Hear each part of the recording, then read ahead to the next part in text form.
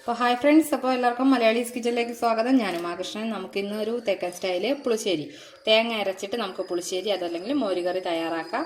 ഇതിനകത്ത് നമ്മൾ കഷ്ണങ്ങളൊന്നും ആഡ് ചെയ്യുന്നില്ല, അതുപോലെ വെളുത്തുള്ളി ഒന്നും ചേർക്കാതെ പ്യുവറായിട്ട് നമ്മൾ പുളിശ്ശേരിയാണ് തയ്യാറാക്കുന്നത്. സാധാരണഗതിയിൽ നമ്മൾ വെളുത്തുള്ളി പച്ചമുളകൊക്കെ അരച്ചിട്ടുള്ള പുളിശ്ശേരി അഥവാ മോരുകറി നമ്മൾ കണ്ടിട്ടുണ്ട്. അതിൽ നിന്നും തികച്ചും വ്യത്യസ്തമായിട്ട് നമുക്ക് ഈ ഒരു മോരുകറി അതല്ലെങ്കിൽ പുളിശ്ശേരി ഉണ്ടാക്കാം. അതിന് ഞാനിവിടെ ഒരു മുറി തേങ്ങ എടുത്തിട്ടുണ്ട്, 1.5 ടീസ്പൂൺ ജീരകം എടുത്തിട്ടുണ്ട്, 1.5 ടീസ്പൂൺ കാശ്മീരി മുളക് പൊടി, അതുപോലെ 3 തണ്ട് കറിവേപ്പില. ഇത് നമുക്ക് അരയ്ക്കാനും വേണം, കടുക് താളിക്കാനും വേണം. കൂടാതെ നമുക്ക് മെയിൻ ഇൻഗ്രീഡിയൻസ് ആയിട്ടുള്ള തൈരും ഞാൻ എടുത്തിട്ടുണ്ട്. നല്ല പുളിയുള്ള തൈരാണ്. അപ്പം ഇത് നമുക്ക് ഒരു സൈഡിൽ വെക്കാം. ആദ്യം നമുക്ക് തേങ്ങ അരച്ച് നല്ല പുളിശ്ശേരിക്ക് പാകത്തിന് തേങ്ങ നന്നായിട്ട് അരച്ച് ഇതിപ്പോൾ നന്നായിട്ട് അരച്ചെടുത്തിട്ടുണ്ട്. ഇനി നമുക്ക് ഇതിലേക്ക് 2 തണ്ട് കറിവേപ്പിലയും കൂടി ഇട്ട് ഒന്ന് ചെറുതായിട്ടൊന്ന് കറക്കിയെടുക്കാം. കാര്യം ആ കറിവേപ്പില കൂടി ഒന്ന് നന്നായിട്ട് അരഞ്ഞു പോകാതിരിക്കാനാണ് നമ്മൾ ലാസ്റ്റ് അരച്ചതിന് ശേഷം ഒന്നൊന്ന് കറക്കിയെടുത്താൽ മതി. അങ്ങനെയൊന്ന് എടുക്കാം. അപ്പം നന്നായിട്ട് അരച്ചിട്ടുണ്ട്. നമ്മൾ സാധാരണ മോരുകറിക്ക് അരയ്ക്കുന്ന അതേ പാകത്തിനാണ് നമ്മൾ തേങ്ങ അരയ്ക്കുന്നത്. നമുക്കിത് ഒന്ന് പാത്രത്തിലേക്ക് ഇട്ട് കൊടുക്കാം. ഇട്ട് കൊടുത്തിട്ട് നമുക്ക് എടുത്ത് വെച്ചിരിക്കുന്ന മോര്, കട്ടയില്ലാതെ മോര് നമ്മളൊന്ന് അടിച്ചെടുക്കണം. കാര്യം ഈ തവി കൊണ്ടോ അങ്ങനെയൊന്നും അല്ല അടിക്കേണ്ടത്. നമുക്ക് ഒന്നുകിൽ പഴയ രീതിയിൽ മത്ത് ഉപയോഗിച്ചടിക്കാം, അതല്ലെങ്കിൽ മിക്സിയിലൊന്ന് നന്നായിട്ടൊന്ന് കറക്കി ഒന്ന് എടുക്കാം. അപ്പം ഞാൻ ഇതിൽ ലേശം നമുക്ക് ആവശ്യത്തിനുള്ള മോര് കുറേശ്ശെയാണ്. അപ്പോൾ കുറച്ച് തൈരെടുത്ത് മിക്സിയിൽ നന്നായിട്ടൊന്ന് അടിച്ചതാണ്. അപ്പോൾ ഞാനിതിപ്പോൾ 1 ഗ്ലാസ് തൈരാണ് ഇപ്പോൾ എടുത്തിട്ടുള്ളത്. 1 ഗ്ലാസ് തൈര് കൂടി നമുക്കിതുപോലെ ഒന്ന് മിക്സിയിലിട്ട് അടിച്ചെടുക്കാം. ഇതിലേക്ക് നമുക്ക് കുറച്ച് വെള്ളവും കൂടി ചേർത്ത് കൊടുക്കാം. അപ്പോൾ ഞാൻ ഏകദേശം ഒരു 3 ഗ്ലാസ് തൈര് നന്നായിട്ട് അടിച്ച് അതും ഒഴിച്ചിട്ടുണ്ട്.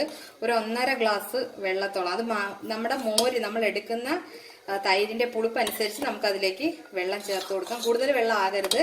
കാര്യം നല്ല ഒരു മോരുകറി എന്ന് പറയുന്നത് ഭയങ്കര ലൂസായിട്ടുള്ളൊരു കൺസിസ്റ്റൻസി അല്ല നമ്മുടെ ഈ ഒരു മോരുകറിക്ക് വരുന്നത്. നമ്മൾ ഇതിനകത്ത് കഷ്ണങ്ങളൊന്നും ചേർത്തിട്ടില്ല. അതുപോലെ കറിവേപ്പിലയാണെങ്കിൽ ആ ലാസ്റ്റ് നമ്മളൊന്ന് അടിച്ചെടുത്തതേ ഉള്ളൂ. കാര്യം അതുകൊണ്ട് തന്നെ നമ്മുടെ കറിവേപ്പിലയുടെ ചെറിയ ചെറിയ ഇലകൾ കിടപ്പുണ്ട്. നന്നായിട്ടൊന്ന് അരഞ്ഞു പോകരുത്. അപ്പം ഇനി നമുക്കിതിലേക്ക് മഞ്ഞപ്പൊടി ഉപ്പും നമ്മൾ ഇതുവരെ ചേർത്തിട്ടില്ലെങ്കിൽ നമുക്ക് മഞ്ഞപ്പൊടി ഉപ്പും ഇതിൽ ചേർത്ത് കൊടുക്കാം. അപ്പോൾ ഇതിലേക്ക് നമുക്ക് ഒരു 1/4 ടീസ്പൂൺ തൊട്ട് 1/2 ടീസ്പൂൺ വരെ മഞ്ഞൾപ്പൊടി ചേർത്ത് കൊടുക്കാം. ഞാനൊരു 1/4 ടീസ്പൂണോളം മഞ്ഞൾപ്പൊടി ഇട്ടിട്ടുണ്ട്. ഇനി നമുക്ക് പാകത്തിന് ഉപ്പ് ചേർക്കുമ്പോൾ നമ്മളുടെ മോരിൻ്റെ പുളിപ്പനുസരിച്ച് ചേർക്കുക.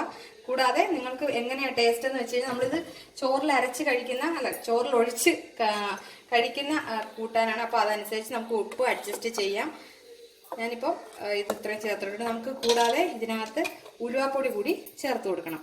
ഉലുവാപ്പൊടി ഒരു 2 പിഞ്ച് ചേർത്താൽ മതിയാകും. കാര്യം ഉലുവാപ്പൊടി കൂടുതൽ അയാൾ കഴിക്കും.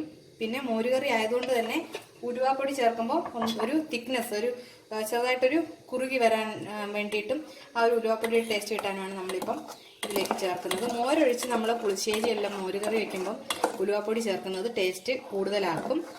ഇനി നമുക്ക് നന്നായിട്ടൊന്ന് ഇളക്കിയിട്ട് ഒരു സ്റ്റൗ കത്തിച്ചിട്ട് നമുക്ക് ചൂടാക്കാൻ വയ്ക്കാം. ഞാൻ ഗ്യാസ് കത്തിച്ചൊന്ന് വെച്ചിട്ടുണ്ട്.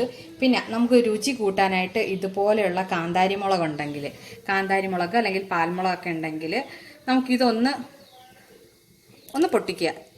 പൊട്ടിച്ചിട്ട് നമുക്ക് കഴുകി പൊട്ടിച്ച് നമുക്കിതുപോലെ ഈ ഒരു മോരുകറിയിൽ ഇട്ട് കൊടുത്തു കഴിഞ്ഞാൽ നല്ല ടേസ്റ്റാണ്. അതുപോലെ നമുക്ക് ചോറിൻ്റെ കൂടെ നന്നായിട്ടൊന്ന് ഞെരടി കഴിച്ചു കഴിഞ്ഞാലും എല്ലാവർക്കും ഈ എരിവ് ഇഷ്ടമുള്ളവർക്ക്. ഇപ്പം ഞാൻ ഇതിനകത്ത് തണ്ട് ഇട്ടുവെന്നേ ഉള്ളൂ, നിങ്ങൾക്ക് തണ്ട് കളയാം.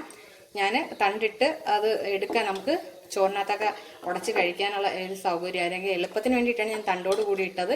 നിങ്ങൾക്ക് തണ്ട് മാറ്റിയും ഇടാം. ഞാനിട്ടത് ഇനിയിപ്പം ചോദ്യം ചെയ്യണ്ട. ഓക്കെ, അപ്പോൾ നല്ല ടേസ്റ്റോടുകൂടി ഇത് നമുക്കിനി ചെയ്യേണ്ടതെന്ന് വെച്ച് കഴിഞ്ഞാൽ നല്ല രീതിയിൽ ഫ്ലെയിം കൂട്ടി വെച്ചിട്ട് നന്നായിട്ട് ഇളക്കിക്കൊണ്ടിരിക്കുക. കാര്യം ഇത് പതഞ്ഞു പോകരുത്, തിളക്കുകയും ചെയ്യരുത്. അപ്പോൾ അതിന് വേണ്ടിയിട്ട് ഫ്ലെയിം കൂട്ടിയിട്ടിട്ട് കണ്ടിന്യൂ നമ്മൾ ഇളക്കിക്കൊണ്ടേ ഇരിക്കണം. നമ്മളൊന്ന് കൈ എടുത്ത് കഴിയുമ്പോൾ പെട്ടെന്ന് അത് പതഞ്ഞു പോകാനുള്ള സാധ്യതയുണ്ട്.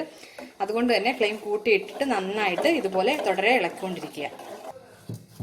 ഇപ്പം നമുക്ക് കാണാം നന്നായിട്ട് ഇതൊരു പതയുടെ ഒരു എഫക്റ്റ് വന്ന് തുടങ്ങിയിട്ടുണ്ട്. ഇപ്പം നമ്മൾ തുടരെ ഇളക്കിക്കൊണ്ടിരിക്കുക എന്ന് പറഞ്ഞാൽ നമ്മൾ തീ കൂട്ടിയിട്ട് ഇങ്ങനെ ഇളക്കിക്കൊണ്ടിരിക്കുമ്പം ഇതിൻ്റെ ഒരു ക്വാണ്ടിറ്റി കൂടി വരുന്നതായിട്ട്, നമ്മുടെ ഈ പതയുന്നത് കൂടി വരുന്നതായിട്ടുള്ളൊരു രീതിയിൽ നമുക്ക് കാണാൻ സാധിക്കും.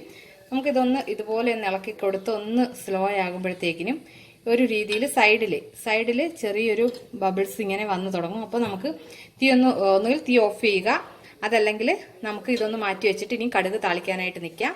നമുക്കിനി കടുക് താളിക്കാം. അപ്പം ഞാൻ കടുക് താളിക്കാനായിട്ട് തവ വെച്ചിട്ടുണ്ട്, കടായി വെച്ചിട്ടുണ്ട്. അതിലേക്ക് നമുക്ക് ഉലുവ ഒരു 1/4 ടീസ്പൂൺ വേണ്ട, അതിലും കുറച്ച് ഉലുവ ഇട്ട് കൊടുക്കാം. അതുപോലെ നമുക്ക് കടുക് താളിക്കാനായിട്ട് കുറച്ച് കടുക്, ഉലുവ, അതുപോലെ ജീരകം കൂടി ഇട്ട് കൊടുക്കണം. ഇതൊന്ന് പൊട്ടുമ്പം നമുക്ക് കറിവേപ്പില, വറ്റൽമുളക് ചേർത്ത് കൊടുക്കാം. അപ്പം കടുക് ഇട്ട് പൊട്ടിയിട്ടുണ്ട്. നമുക്കിനി കറിവേപ്പിലയും വറ്റൽമുളകും ചേർത്ത് കൊടുക്കാം. ഓക്കെ, തീ ഓഫ് ചെയ്തു. അധികം അങ്ങ് പുകയണ്ട, ഇത് നമ്മുടെ പതഞ്ഞതിൻ്റെ ആ ഒരു ഇത്.